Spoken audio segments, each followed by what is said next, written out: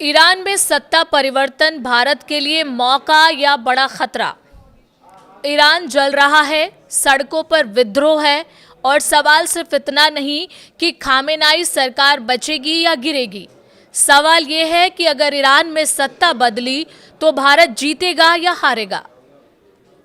क्या नया ईरान भारत के लिए रणनीतिक अवसर बनेगा या फिर चाबहार से लेकर ऊर्जा सुरक्षा तक सब कुछ हाथ से निकल जाएगा।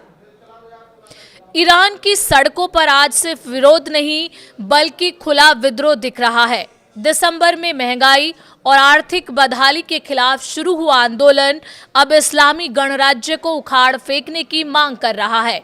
31 प्रांतों तक फैले इस विद्रोह को 1979 की इस्लामिक क्रांति के बाद का सबसे बड़ा संकट माना जा रहा है। रियाल ऐतिहासिक गिरावट पर है। $1 के लिए करीब 14.5 लाख रियाल।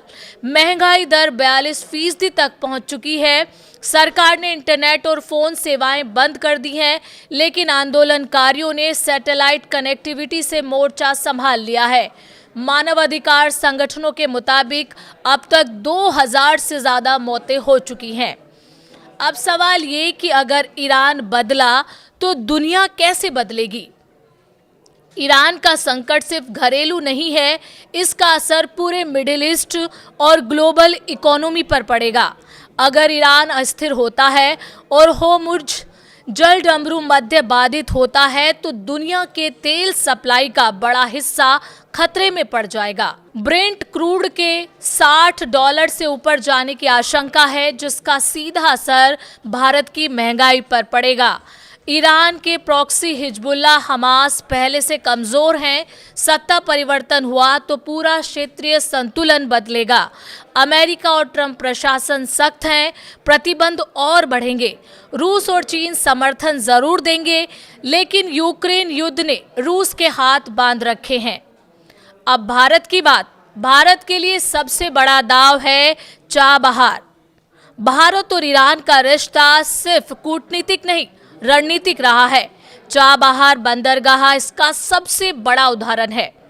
2024 में हुए 10 साल के समझौते के तहत भारत ने $12 करोड़ के उपकरण और $25 करोड़ की क्रेडिट लाइन देने का वादा किया। चाबहार भारत के लिए अफगानिस्तान और मध्य एशिया तक पाकिस्तान को बाईपास करने का रास्ता है, लेकिन मौजूदा विद्रोह ने इस प्रोजेक्ट को ठप कर दिया है। हड़ताल, इंटरनेट ब्लैकआउट और सप्लाई चेन बाधाएं, सब कुछ रुक गया है। Chabahar Zahedan 700 kilometre rail line, जो INSTC का अहम हिस्सा है, 2026 तक पूरी होनी थी। देरी का मतलब भारत की कनेक्टिविटी स्ट्रेटेजी का सीधा झटका। ईरान भारत के लिए सिर्फ रणनीति नहीं, बड़ा व्यापारिक साझेदार भी है। 2024 और 25 में भारत ने ईरान को $75 करोड़ से ज्यादा बासमती चावल निर्यात किया। चाय, मसाले और ड्राई फ्रूट्स का कारोबार भी मजबूत था। अब ट्रंप की धमकी, ईरान से व्यापार किया तो 25% टैरिफ ने भारतीय निर्यातकों की चिंता बढ़ा दी है। तेहरान और इस्फहान में पढ़ने वाले लाखों भारतीय छात्र और कारोबारी जोखिम में हैं। विदेश मंत्रालय की एडवाइजरी साफ है, जल्द से जल्द ईरान छोड़े। तो क्या सत्ता परिवर्तन भारत के लिए अच्छा होगा? यहाँ जवाब ब्लैक या व्हाइट नहीं है। अगर ईरान में कट्टर शासन गिरता है और प्रोमेटिक ओपन सरकार आती है तो भारत के लिए प्रतिबंधों में राहत, चाबहार को नई रफ्तार, ऊर्जा सहयोग की वापसी संभव है। लेकिन अगर सत्ता परिवर्तन अराजकता में बदलता है या अमेरिकी समर्थित अस्थिर शासन आता है तो भारत की रणनीतिक स्वायत्तता खतरे में पड़ सकती है। चीन का ग्वादर प्रोजेक्ट मजबूत होगा, पाकिस्तान को अप्रत्यक्ष फायदा मिलेगा। भारत को अब क्या करना चाहिए? भारत को जल्दबाजी नहीं, संतुलित रहना चाहिए। भारत की ताकत रही है ईरान, इजराइल और अरब तीनों से रिश्ते। अब जरूरत है SCO और ब्रिक्स मंचों पर मध्यस्थ की भूमिका निभाई जाए। चाबहार के लिए वैकल्पिक फंडिंग और रूट्स तैयार रखे जाएं। भारतीय नागरिकों की सुरक्षा सर्वोच्च प्राथमिकता बने। अगर नया ईरान भारत फ्रेंडली हुआ तो भारत को पहले से तैयार रहना चाहिए।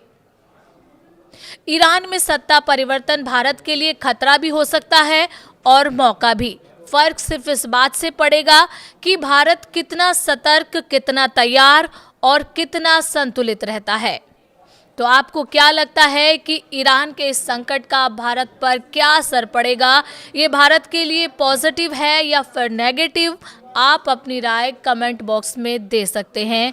वीडियो अगर अच्छी लगे तो लाइक ज़रूर करें और चैनल पर नए हैं तो सब्सक्राइब करना बिल्कुल ना भूलें।